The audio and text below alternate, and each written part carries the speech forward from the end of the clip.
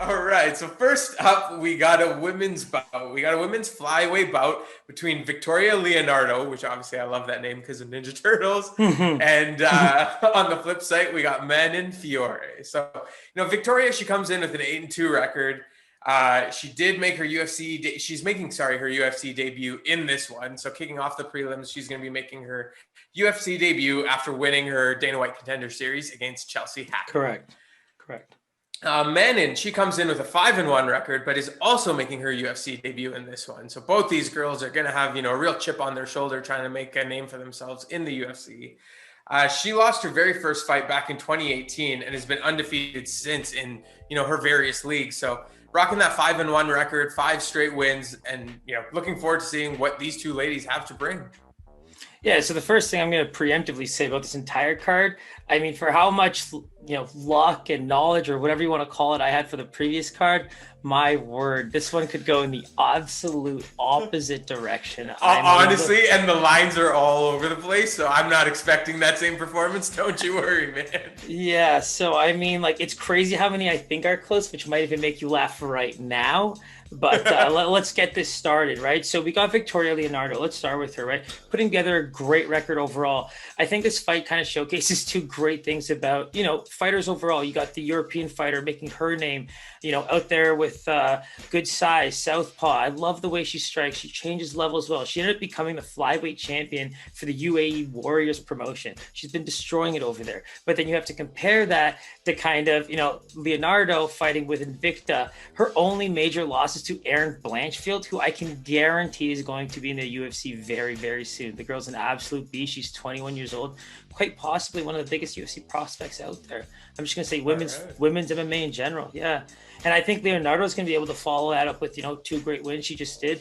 Maybe put together a nice little win here too. This could put her in the UFC map a little bit better than she thought. For sure. And so, jumping right into the lines there, where do you kind of see this one landing? Closer than you thought? What do you got here for me? Yeah, so I mean, the big thing for me is I think it's going to be tough for Leonardo to keep the fight standing, but I still think it's going to be really close. That Invicta record, losing to someone like Erin Blanchfield, I think people are going to put a lot more emphasis onto that. So I don't think she's going to be a huge favorite, but I'm going to give Leonardo the favorite by -150 line. Wow. Okay. Well, let's start out with the shock factor immediately. Okay. So Fiore is actually the favorite. And she comes in at about a -160. That's what it originally opened at. I'm looking now, Okay. and the live line is also -160. That's just a little opposite. I mean, to be honest with you, these are a lot of these fights to me were borderline pick'ems. I'm gonna say that when you watch Fiore fight, really avoids takedowns well. I'm just trying to figure out if she can do that against some of the competition we see over here. But if she can avoid those takedowns, I mean, great jab for that southpaw stance. I think she's really been able to open up previous fighters, and if she finds success with the striking early, that could be devastating. So the line doesn't shock me that much.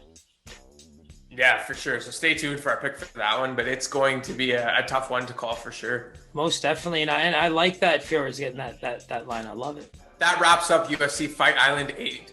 Make sure you hit that subscribe, hit that bell button. All our information's below: Instagram, Twitter. Give us a follow, like, subscribe, shoot us comments. Whatever you need. Anything else you want to plug here, Siraj? I mean, plenty of dogs on this card, so it might not be as exciting as some of the picks that we released for the upcoming card on Saturday, but keep an eye out. This card is a lot of fun fights. Forget the gambling stuff.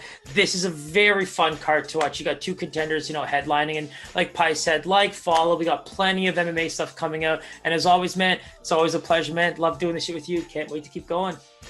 Likewise, brother. And yeah, like you said, man, we get this on a Wednesday. It's a real treat. We're going to have to sacrifice watching the challenge that night. But, we get a nice UFC treat on a Wednesday. So enjoy it. And yeah, always a pleasure, brother.